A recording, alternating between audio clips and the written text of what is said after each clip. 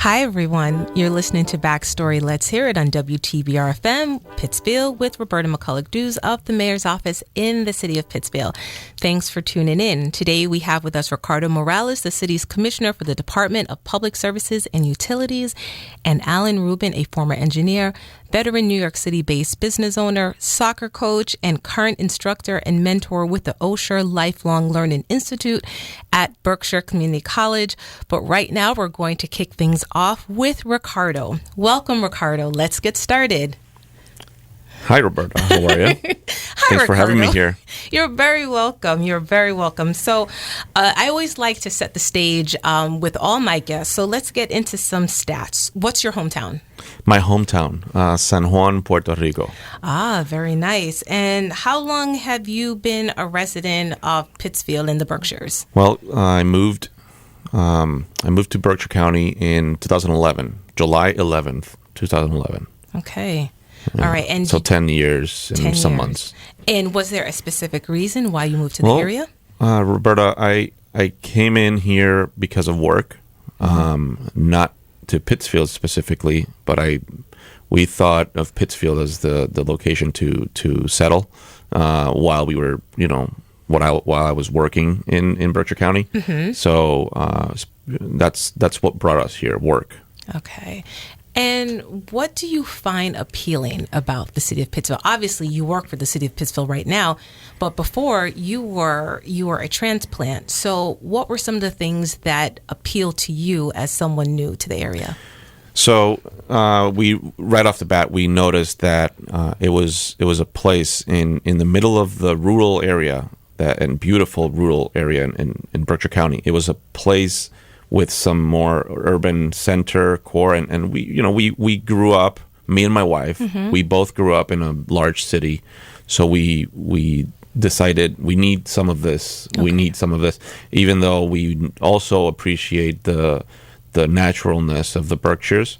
We needed the urbanicity of Pittsfield. I like that word, urbanicity. So made up. That's all right. Is your wife also from San Juan? She is. Okay. Yeah. So for those who may not know, San Juan, capital city? San Juan is the capital city of Puerto Rico, yes. Yeah. And it's a large metro area. Mm-hmm. I don't know how many residents around, the metro area, but it's a large city. So obviously she's very used to the makings of a large city and Definitely. all that it comes with. Well, obviously that's something that you're able to easily adapt to. But what about the weather, right? Because New England is not Puerto Rico. you right. I think you're right on that. It was lots of getting used to. Mm-hmm. Definitely. I had first seen snow a year before moving here, and my wife, I would say the same thing. I believe. What was that like, seeing snow? It was very exciting. It was very exciting. I immediately started playing with it by myself. I was in the middle, like I hit myself. Yeah. The first time I saw snow, it was work related. I came in with the company I was in, and then it started snowing. So I went to a quiet place by myself, and I was like playing with the snow. It's like, oh, this is cool. Did any of your coworkers realize that you were playing with snow? I don't think so. Okay. No. You were able to keep that as your private joy. Yeah. Yes. Okay. Well, obviously that is something I've heard that, from folks who come from climates where it's warmer. Yeah. Snow is a big deal, and it makes some people happy, and it makes some people, the ones who are from here, actually say, I want to leave the snow and I want to leave the weather and actually want to go where it's warmer. So I guess you always want what you don't have, right? Let's get a little bit into your professional work. So your current role is that of commissioner for the city's Department of Public Services and Utilities. However, you didn't actually get your start in that role. You started as the city engineer back in 2018. Let's talk a little bit about why this role was meaningful to you, because you have a background in engineering, right? Yes, I'm an engineer by training. I studied engineering. I graduated in Puerto Rico, the Polytechnic University of Puerto Rico, civil engineering, And right off the bat, I actually before graduating, my goals were to pursue some urban planning and city planning, transportation related type of career.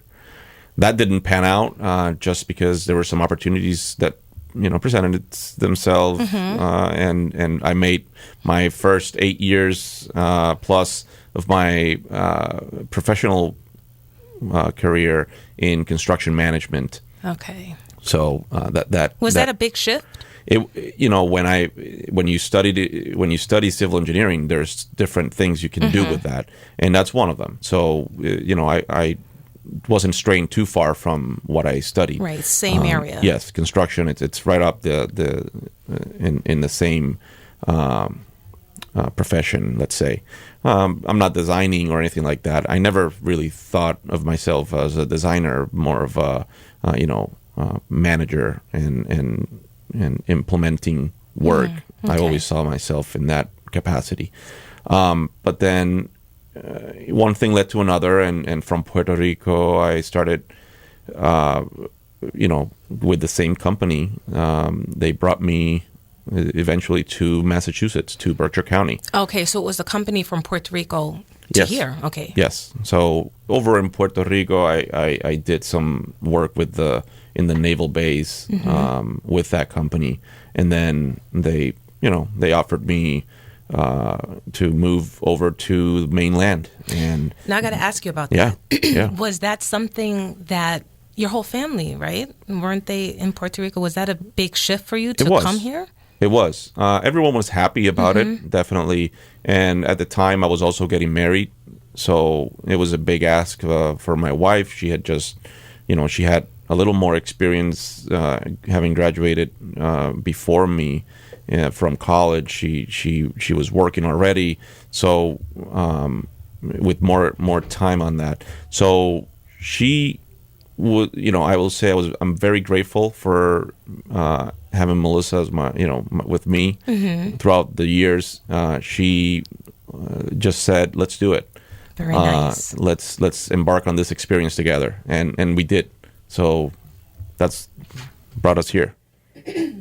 Well, I think that it's always great when you're able to have a partner that supports your journey, but also has her own ambitions as well. And she's able to find her passions here in Berkshire County too, right? Yes. Perfect. Right. And you have some little ones? Yes. So, we going with that same that trajectory of what we liked about the Berkshires. We just said this is the perfect place to raise a family. Like we just with the passing of time and we said we have to do something here because we really will miss on this if we let it go. So we decided to start our family here, and I was still working for the company that brought me here. But it in construction, especially in New England or the rest of the country, construction management, you're required to travel quite often. So it was tough, but we always I always like calling Pittsfield home and seeing my family grow here. I think that's pretty awesome because hearing stories about people who love Pittsfield. And you love Pittsfield, and you have actually a varied background in other areas too. You've lived in other places. So for you to be here in Pittsfield, we're so happy to have you. And we're so happy to have you in the city of Pittsfield. I want to ask you about your leadership style, because you are no longer, obviously, the city engineer. You are the commissioner. And so I know that you started on a trajectory from interim, and then you were officially appointed in 2020. One, I have a couple of questions around that, but the first one would be, did you ever foresee yourself in a role such as this? So I don't think my future vision of myself went this far. Since the days where I was, studying in engineering, I always thought of myself as working in transportation and working in planning, city planning, and all that. So in that capacity, I thought I would, pursue at some point my career and trajectory helping in that capacity. Right now, what I love about what I do now is that it melds, it joins two things together. It's the passion for transportation, passion for city planning, urban planning, and my passion for community. Okay. And those two things were never really together anywhere else in my life until now. So it's almost like the perfect fit. I would say so. Well, so piggybacking on that, what is your leadership style? Because I feel like every commissioner has their own way that they like to lead. They like to engage with their staff. They also like to engage with the external community. What would you describe your personal style, leadership style as? Leadership style. So it's always tricky to say that because you're never conscious about how you do things or normally. But I would describe it as being open and relying on the team rather than thinking that I know all the answers. So that's the way I approach everything in the department, whether it's an issue that we need to resolve or some new implementation of new things. Well, tell me a little bit about some of the highlights of your work. So obviously, right off the bat, after I was appointed, we had to deal with the pandemic, and I feel particularly, I'll say, blessed that I had the opportunity to work within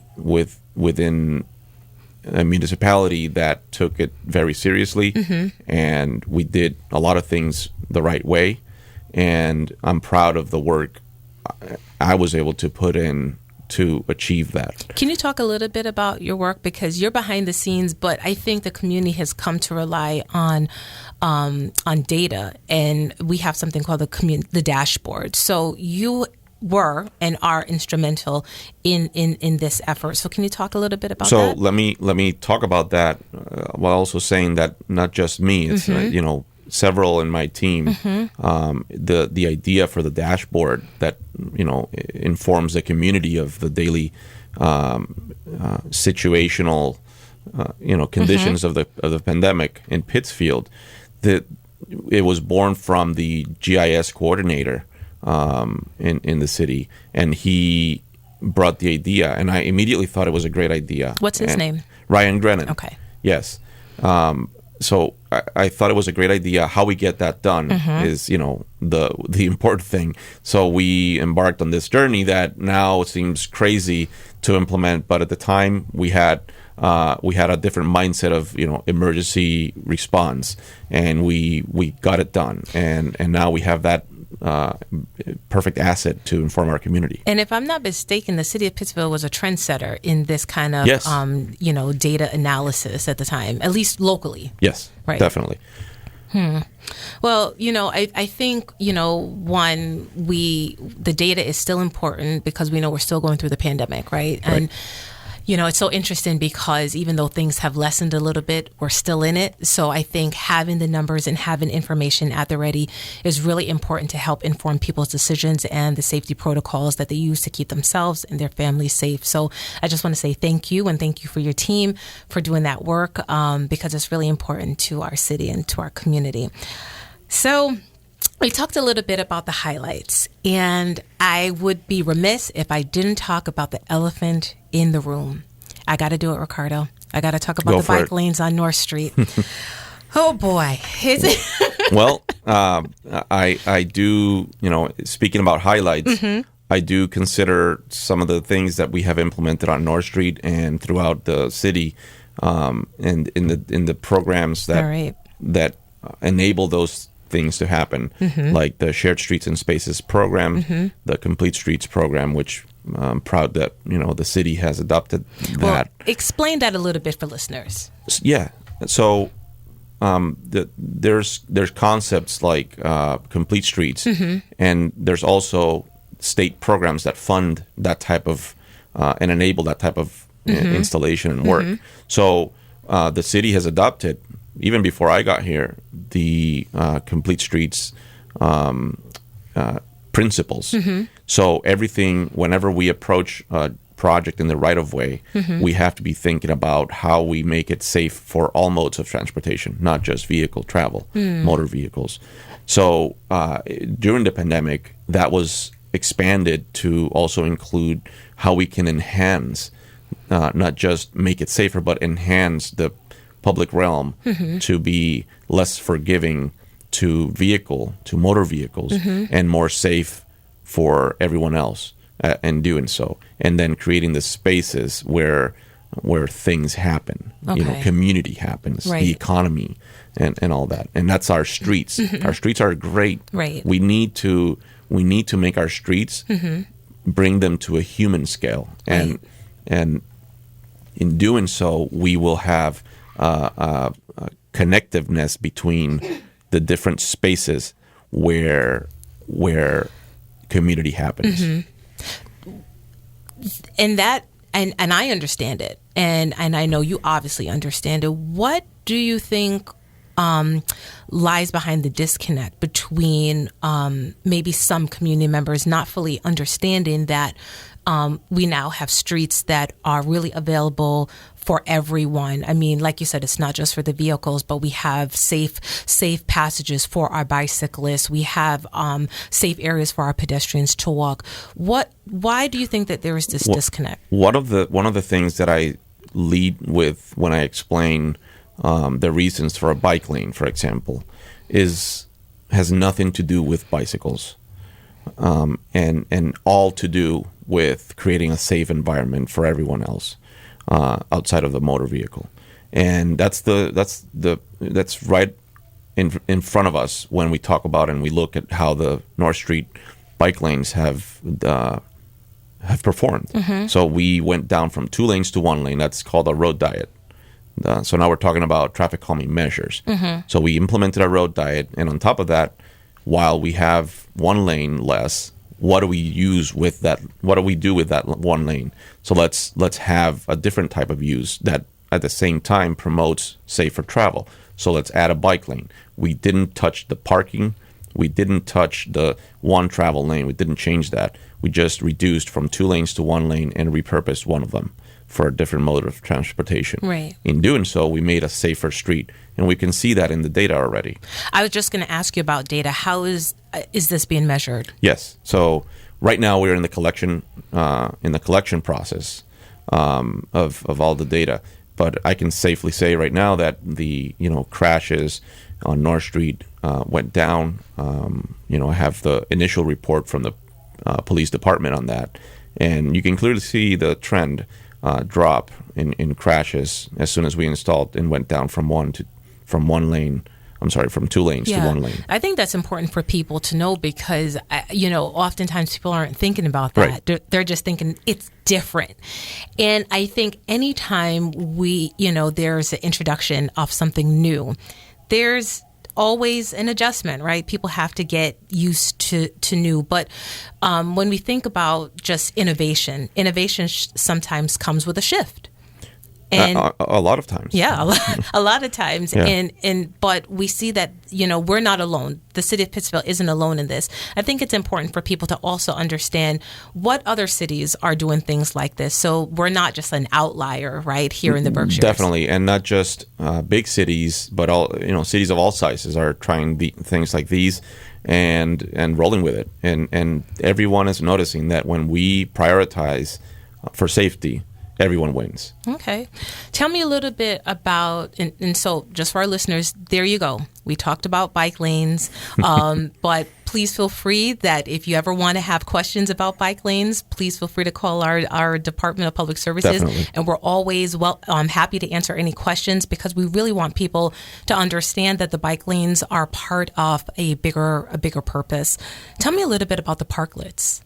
Yes. So as I mentioned, we have to create. The streets are what connects places where community happens. And parklets are part of that community, are part of that where activity happens, and we like to see that. Right. We are always happy when we see things happening, human experience. Right. So the parklets themselves is essentially, you can think about it as an extension of the sidewalk. So if we have sidewalks that do not have maybe the capacity or not enough space for the activity, for the human experience to happen, then we repurpose a space that may not be fully used, or a parking space within the right of way, and then repurpose it for a parklet. And in doing so, we have more visibility. We first of all have to make the street safer for that to happen, and we have checked those marks on specifically on North Street. So are the parklets here to stay, or are they going to become a staple of downtown, or? I think so. Okay. I love the parklets. We have to think about them as, like I said, extensions of the sidewalk. But these are mobile extensions. Okay. So if we need to move them to different locations because in a particular place it's not working, that can happen. We've learned to be versatile in that way, but we have to know that there's sometimes we can try things, right, and if it doesn't work, we can shift and rethink how we do it and locate it in a different location. All right, so there's a lot of good things happening on North Shore. We got our parklets, we have our complete streets concept. If you could, what would you say as words to encouragement to someone who says, I don't know about this innovation. It's just not for me. I'm not going to visit North Street anymore. What would you say to them? I would feel sorry that someone would think that way because of bicycles. Maybe it's hiding something beyond of a fear to go to North Street. But those are deep feelings. I don't know why people would have so much hate for something that would drive them not to experience the offerings of a place like downtown North Street. And there's a lot of great Pittsfield. Things happening on North Street. So, I would definitely encourage people to try it, to experience what happens in Pittsfield. Many great things are happening, and everyone saying, or a lot of people says, all of these things are an accident waiting to happen. I don't like that word first. Accidents in the street. There could be accidents, but what you mean is crashes, collisions, because we know how to design streets so that the collisions don't happen, and then when they do happen, the outcomes are less severe. So, people saying I don't like it, I don't visit it, it's an accident waiting to happen. Those things are so far have been debunked. Accidents have decreased. Crashes, collisions have decreased. Things are happening in Pittsfield and in downtown and North Street. Things, life is happening. Right. Commerce is happening. Community is happening. So life is happening. We have seen an uptick in all those things. So why wouldn't you want to be a part of that? I hear you. Well, there you go. Let's go across town to Tyler Street. We see some work going on with the roundabout. Can you give an update on when that will be done? And there's also some work that's going to follow the roundabout, something called Streetscape. So can you explain to our listeners what that's about as well? Right. The entire project is twofold. It's the roundabout and the Streetscape portion of it. So the roundabout is the first step we were tackling this year. And together with that, passersby were noticing some work being done on the street as well between Woodlawn and First Street. That's the first step, working on the drainage, working on utilities. This year we'll finish the roundabout. Next year, we're going to be focusing on the geometric design of Tyler Street. So that means we're going to be implementing curb extensions to provide safe passage for pedestrians at intersections.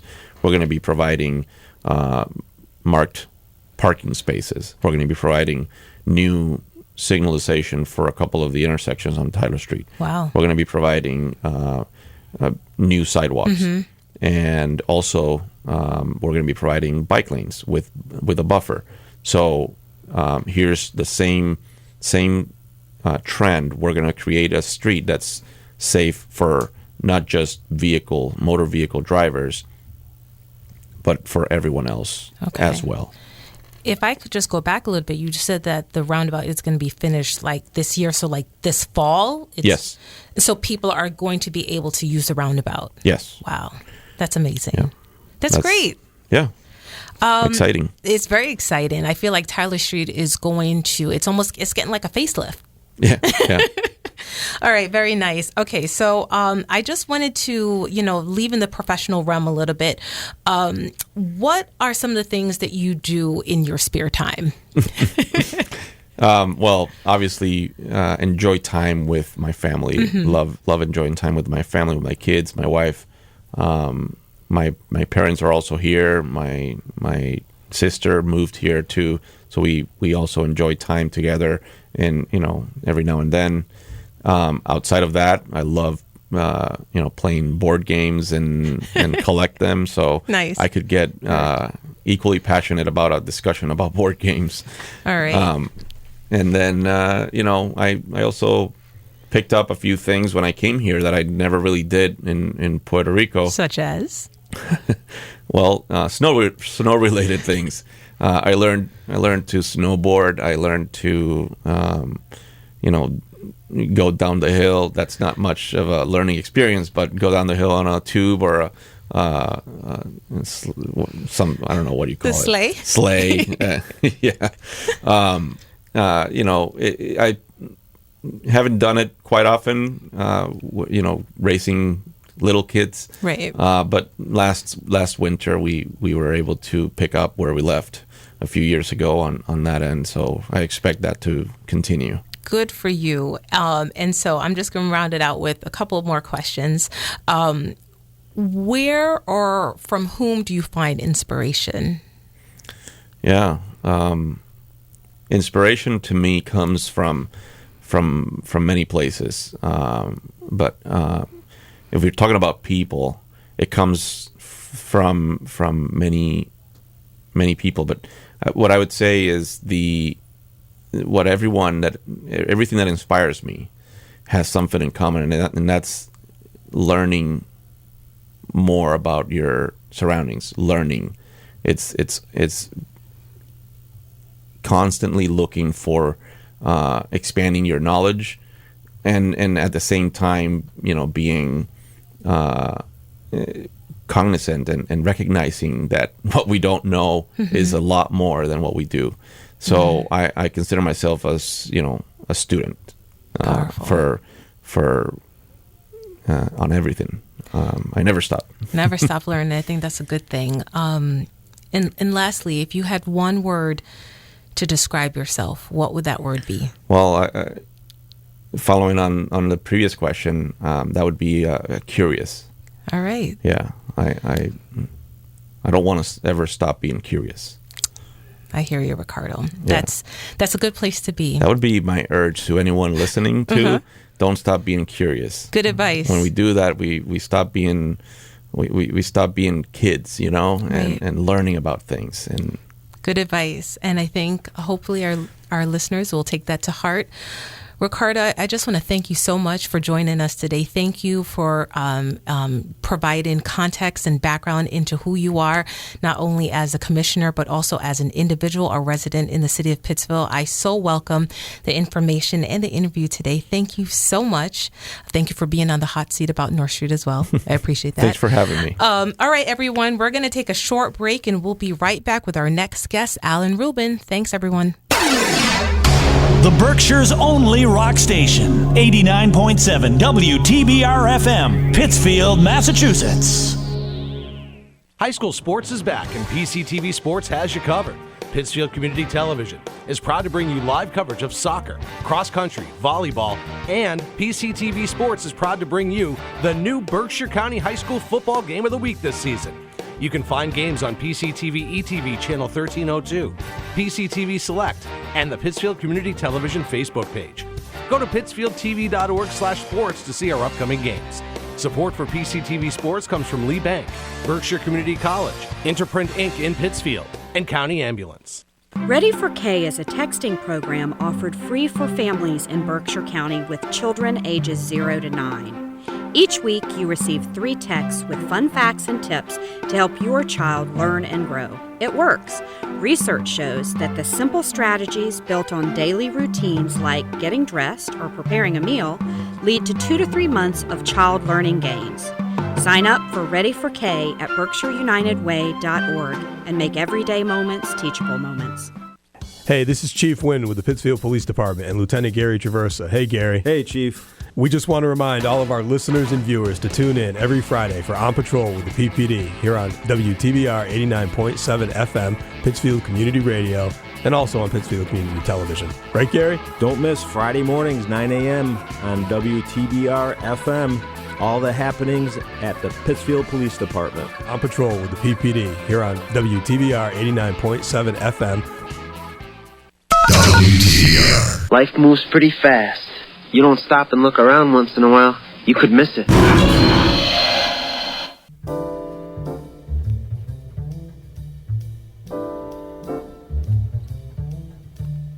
Hi, everyone. You're listening to Backstory. Let's hear it on 89.7 WTBR-FM with Roberta McCulloch-Dews of the Mayor's Office in the city of Pittsfield. Thanks for tuning in. So another round of thanks to the city's Commissioner, Ricardo Morales, for starting off our conversation. And now I'd like to welcome Alan Rubin. Alan, thank you for being here today. Even in retirement, you're a man who continues to wear many titles. You are a former engineer, a veteran business owner, a soccer coach, and an instructor and mentor with the Osher Lifelong Learning Institute at BCC, also known as OLLI. You're very busy. Very busy, Alan. Very busy. But before we delve into that, let's go into a few stats, okay? So we set the stage so people get to know you. Is that okay? Yeah, fine. All right. So prior to your move to the city of Pittsfield about 5 years ago, you have been a part of the Berkshire community for quite some time. You have been here in the Berkshires for about 15 years? 15 years, yes. All right. Perfect. All right. And so you are a native New Yorker through and through? Yes, I was born in Manhattan. Born and raised in Harlem in 1935. Right. Right? Right. You don't mind that I said you're the year that you were born, do you? No. Okay. All right. And so I think one of the amazing things I think about that is that you've seen the city transform in so many ways, and you just have such great observations and experiences that few of us can even, imagine. So I think that's pretty amazing and fascinating. And we'll talk a little bit about that. But after your career, right, after enjoying a really successful career, you retired to the Berkshires in 2005. Right. And you haven't slowed down since. Well, I've always liked to be busy. Okay. All right. Ever since I was a kid, I always liked to do something. Mm-hmm. When I lived in Upper Manhattan, and from the age of about 7, I used to get up at 7 in the morning and go out to the schoolyard. And we'd spend the whole day playing ball in the schoolyard. And my mother knew if I wasn't home for lunch, because I lived right across the street from the schoolyard, to bring a sandwich. That was the agreement. Yeah. Well, I just want to find out what's the secret today to all of your energy, because I think that there are some people that would love to do the things that you're doing, but you have this unseemingly limitless, reservoir of energy. So where does that come from? Well, one of it is the luck of of genetics. I happen to have aches and pains of some of my age, but I still have my energy, and so as long as you have that, that's most of the battle. And as long as you can get around, then there's so much to do. So that's what it is. And you're doing it. Right.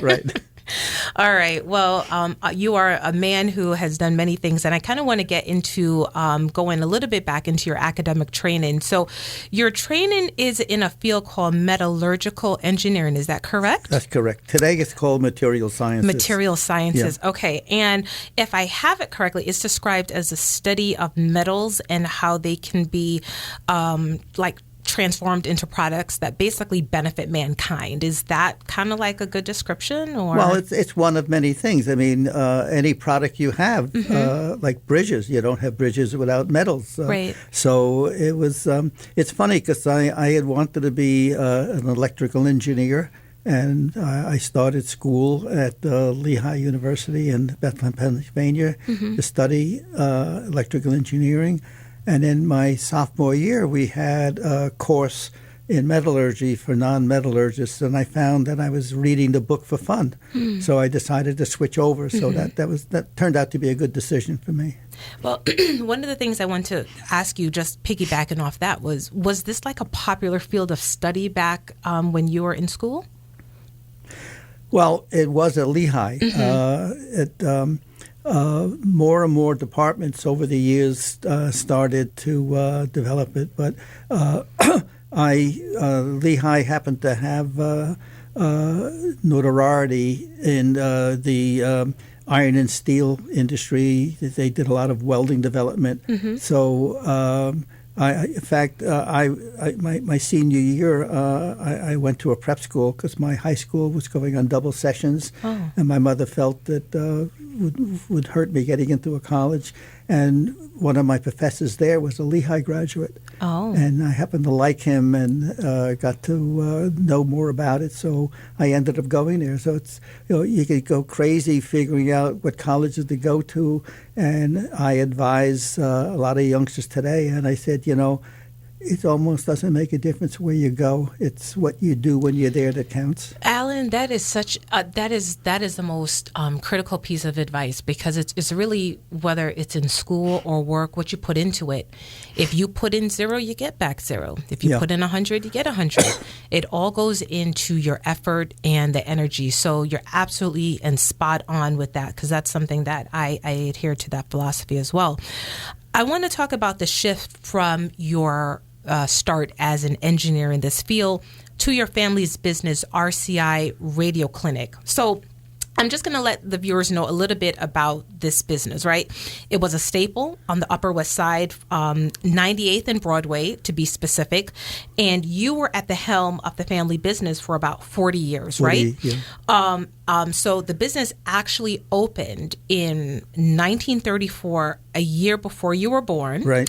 And it was started by your father, Alan Rubin. Right. Okay. And he immigrated to the United States from the Ukraine in 1922 at the age of 12, right? Right. And one of the funny things, as I was just doing research on the store, it said that your dad used to sit in the window with a smock, right, and fix radios, and it was very endearing to the people in the community because it looked like a doctor's smock. Well, that's how the original name was Radio Clinic, and he was quite an interesting individual. I didn't get any formal business training, but when I worked for him in high school, weekends and a couple of summers, just listening to him telling stories of when he was growing up and his different business jobs and stuff, that was an education in itself. You don't get that in textbooks.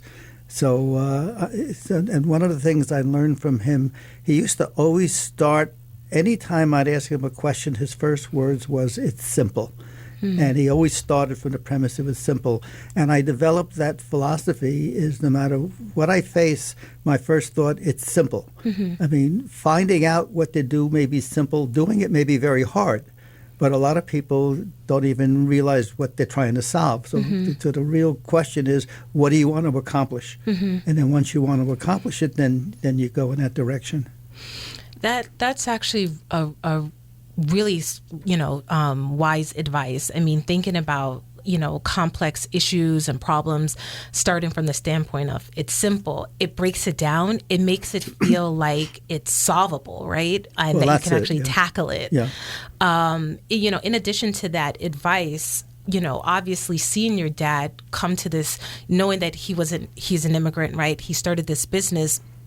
What was the feeling for you as a young adult, knowing that your dad basically embodied the American dream, right? He came to this country, started a business, it was very successful. How did that make you feel as a young person? Well, when I was very young, I never really thought much about it. As I got older, And particularly when I went into the business, I started to realize the significance of what he accomplished. And, beyond what I'm saying now, my daughter wrote a book about the business and the Upper West Side, and she included it as an 80-year arc of an immigrant coming to the United States and how it affected a neighborhood and a business. So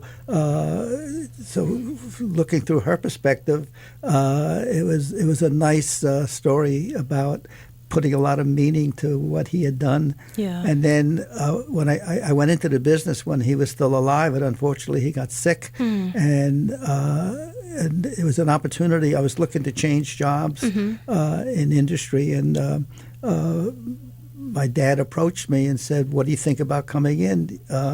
And I figured, well, when will I ever have a chance to start a business without putting any money down? I'll give it a try. So I tried it for 40 years. Well, that's a long try. Yeah.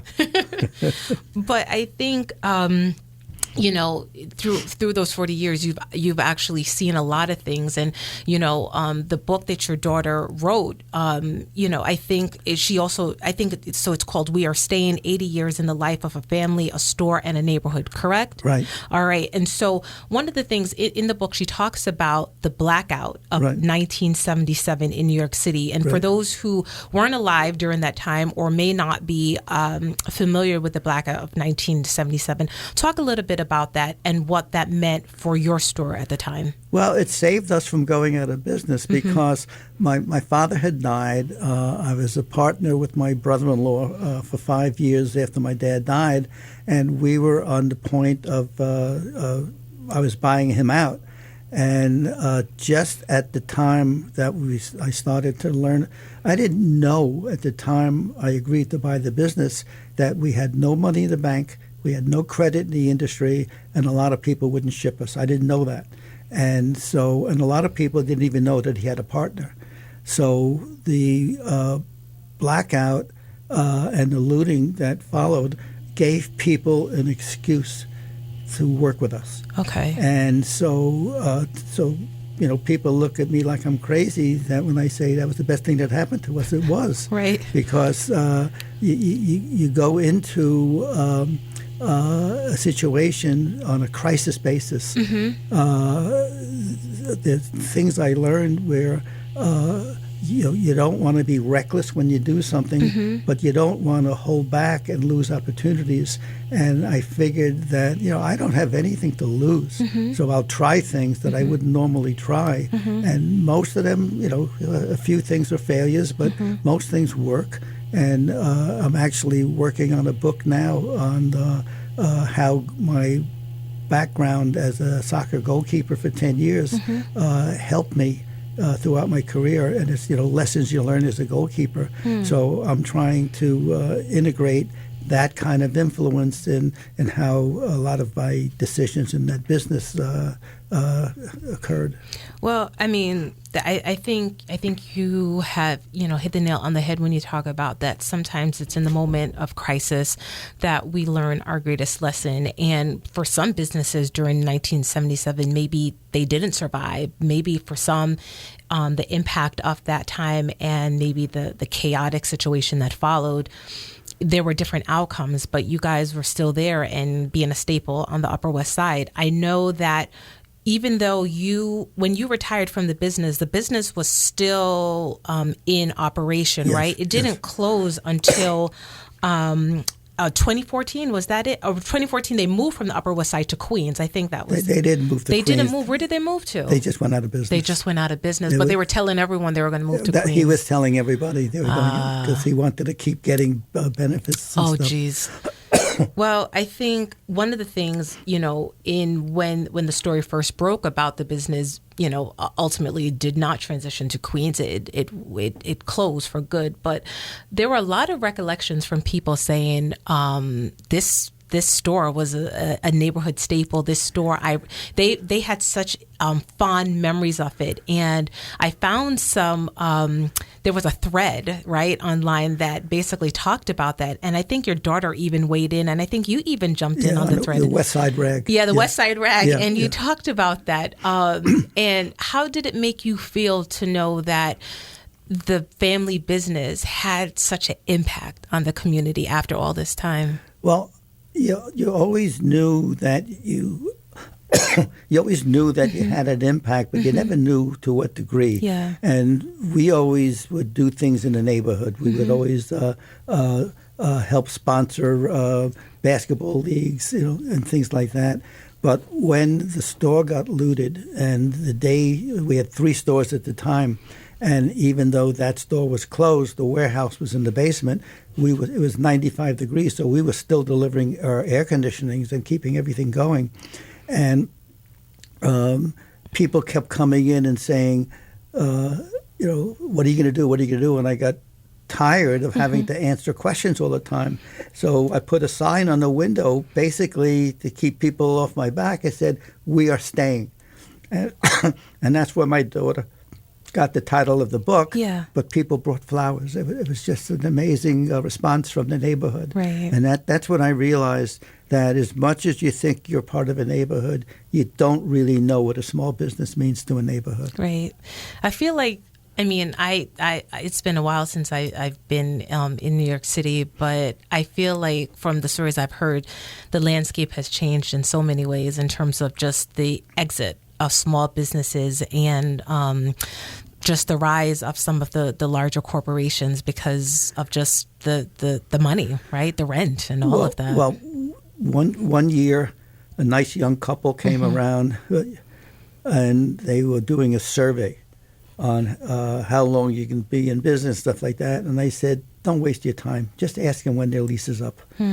Because no one could afford the increases. Right. We went from $7,000 a month to $25,000 a month, and it was escalating, and no one can afford that. $25,000 a month in rent? In rent.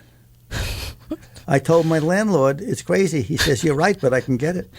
Wow. That's crazy. It is. That's crazy. That's actually interesting. I was reading an article yesterday in the New York Times, and they were talking about just the changing landscape in Soho. And they said how, and Soho used to be the bastion for like all the designer shops and everything. Rent at one location was going for $40,000 a month. I know. Yeah. Crazy. And no one can afford it. No one can afford it. So, That's what happened on Columbus Avenue. Yeah. They had all these European designer shops come in, but they all went out of business within a year. They could never afford the rent. So somebody else went in and stayed a year. It was crazy. They got to figure it out. Yeah. Well, in the meantime, while they're figuring it out, you're living your life.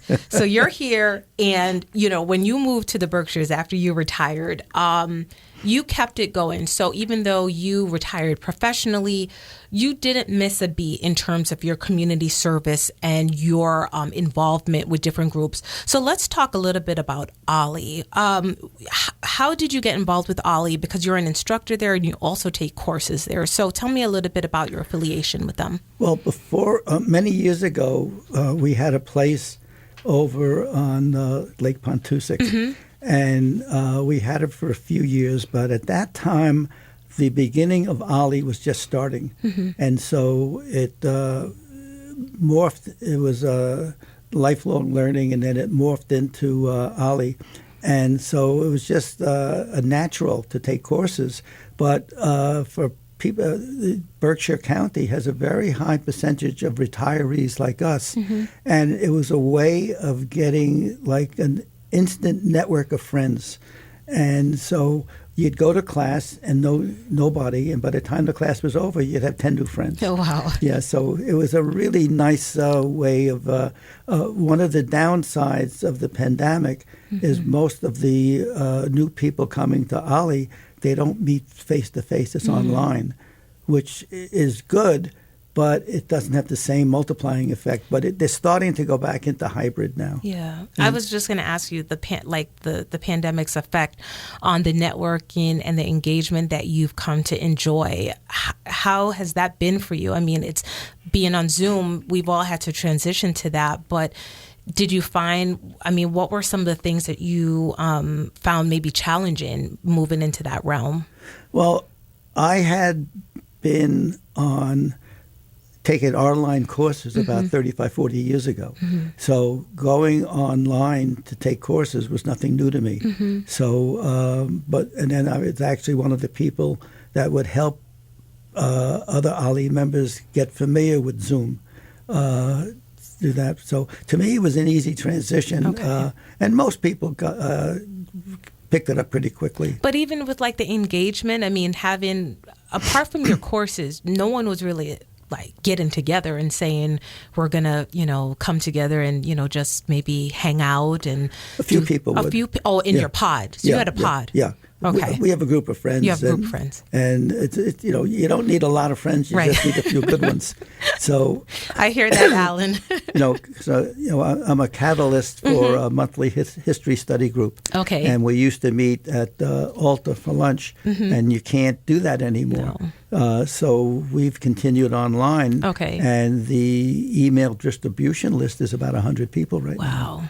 That's so we have a lot of good discussions online. So I find it's better in person, but I don't think it's diminished by being online. That's good to hear. And I think that's good for folks to know, especially if they're interested in getting involved with OLLI, that there is ample room for engagement. And so it's there as a resource if membership people want is it. up. That's, I think people want connections. I think that what we have seen coming out of this pandemic is that connections are so important, and we need them as human beings. Right. We do. One of the things I want to talk about is with OLLI, you are also affiliated with the OLLI BCC Mentoring for Success program, and you've been with this program for a while, right? So since the beginning. How many mentees have you had? I've had maybe 5 or 6. Okay. All right. My best mentee is now back in his home country of Mexico, starting a business. Wow. I fully expect him to be a politician, but he says he's not going to. Okay. But what it is, and this is true of mentoring in general, is you get somebody and you don't tell them what to do. You just ask them questions and sort of help them find their own way. My first experience with mentoring, I was very friendly with Ruth Messinger, who was the borough president of Manhattan at the time. And she called me and she said, would you spend some time talking to a young couple that wants to start a business? I said, fine. So a couple of weeks later, she called me. She said, how did it go? I said, I don't know. All I did was answer questions. And she says, that's what you're supposed to do. And ever since then, you're like, okay, I'm going to run with it. Well, that's all mentoring is asking questions. And it's a lot of satisfaction seeing somebody have an idea and seeing them go with it. And a lot of times they change direction. With what they want to do doesn't make sense, so they segue into something else. And that's the beauty of it, is to get people to one of the things that I learned from soccer goalkeeping is that you have to bounce back from mistakes. Yeah. I never called a goal against me a mistake. It was somebody else's mistake up the field. Yeah. But a goalkeeper is the visual end product of a goal being scored. So the blame is always on the goalkeeper. Okay. But goalkeepers know it's never their fault. Well, I think that's a great segue into just the realm of soccer and everything, because this is something that you are extremely passionate about, Alan. And I think as a young person in junior high school, you played a lot of sports, but soccer was where your heart was at, right? That's the one I loved. Okay. Yeah. So tell me a little bit about why you, how you continued on with soccer as an adult. Well, I went to at that time, 6-year junior-senior high school. So in 9th grade, you're basically a senior in junior high school instead of a freshman in high school. So in 8th grade, I wanted to go out for JV football, and because I had never, ever seen a soccer ball in my life, and you had to be a 9th grader. So one of my friends from the baseball team said, go out for soccer for a year and stay in shape. He said, you like sports. I said, okay. So we go down to the first practice, and I said, Skippy, I don't know anything about the game. He says, be a goalkeeper. You don't have to know anything. And so it was like the very first practice, I fell in love with the position. Okay. I played for 10 years, including a couple of years in graduate school and college as a semi-pro. Never played in the field. I never did that. Okay. And so I just love the fact of being part of a team. Mm-hmm. I developed the philosophy is that it's about enjoying what you're doing. Mm-hmm. Winning is a bonus, but you can. One of the best games I ever played, I lost 6-0, and I used that as a teaching tool Mm-hmm. for my students. And I said, I lost 6-0, Mm-hmm. but I did not feel diminished. I went out and I did my best, and that's what you want to get them to do, is to realize that they're not defined by whether they won or lost. But I think that's an important concept, Alan, because I think today there's a lot of emphasis on winning, right? To win, to be the first, to be the best. And if you're anything less than that, there's a feeling of failure. So I think having messages and reminders that it's not about the winning itself, right? It's Right. about everything that you put into it. Right. And I think those are messages that are powerful. How do you tell me a little bit about your affiliation right now with young people and goalkeeping and all, and also coaches throughout the county? You do a lot of work in this area. I've stepped back from coaching Mm-hmm. physically, partially because of the year lost to the COVID-19 and the fact that I'm now 86. So I figured it's time to not be out in the hot sun anymore. But I like working with kids, so I'm now doing more work in helping them with the mental aspect of the game. Okay. In other words, getting kids to realize that, like a goalkeeper, there's a young goalkeeper that I've been coaching since he was a little tiny kid, and he's in the paper all the time for baseball. He's really developing into a terrific spokesperson. Where do you work with these kids at? A school, or how do you? Well, I had connect been with them? coaching ice swim, and I'm a member of the Dalton CRA, and they have a wonderful program year-round, but I was coaching 1 week every summer from 9 to noon, and I would have kids doing that. And then I also would volunteer helping. I became friendly with, I don't think she's doing it anymore, but she had been the coach of the Taconic girls team, and she contacted me and she says, it's a new job for me. I played soccer, but I've never coached, and I have no goalkeepers coming back. So I said, okay, I'll work with you. And we had 4 young women who had never played goalkeeper before. Wow. And we had 10 days to the first game. So I said to them, you'll never learn goalkeeping in 10 days, so we consider this on-the-job training. And you have to tell me, what was the outcome? How did it They work out? won 2 games out of 18. Okay. And they enjoyed every game they played. Good. That was the most important thing, that they Good. enjoyed every game they played. All right. And they ended up tying the league championship. Mount Greylock was a powerhouse. They tied them in the last game, and they considered that a winning season. Wow. Wow. Alan, I'm telling you, you have so much information and so much great advice. And I think it's a great thing that you're still sharing everything that you know with the community. If people want to learn more about just the things that you're doing, how can they follow you? Are you on social media? Do you have a blog? Do you have a website? What? I have a website that's sort of been dormant, but I'm sort of trying to pick it up. I have a blog that's the History Study Group blog, so people can log onto that. Or they can. How can they find that, Alan? Is it through OLLI or? No. It's independent of OLLI. What's the address? It's www.historystudygroup.com. Okay. Or they can email me. Okay. AIRUBIN13@gmail. And I'd be happy to help anybody. Nice. Thank you, Alan. Because one of the things that I remember is so many people helped me growing up that it's important now to help other people. when You're they're growing awesome, up. Alan. If you had to choose one word to describe yourself, what would that be? Other than stubborn, I would say optimistic. Why would you say stubborn? I'm very flexible, but sometimes if I really, really believe in something, I won't budge. All right. Well, Alan, it's been a pleasure. I enjoyed just speaking with you this morning. I think our listeners enjoyed it as well. And so I hope that they will check out your blog and, look you up if they have more questions about goalkeeping. That'd be great. Everyone, you've been listening to Backstory. Let's hear it on WTBR-FM Pittsfield with Roberta McCulloch-Dews of the Mayor's Office in the city of Pittsfield. Thanks for listening, everyone, and have a great day.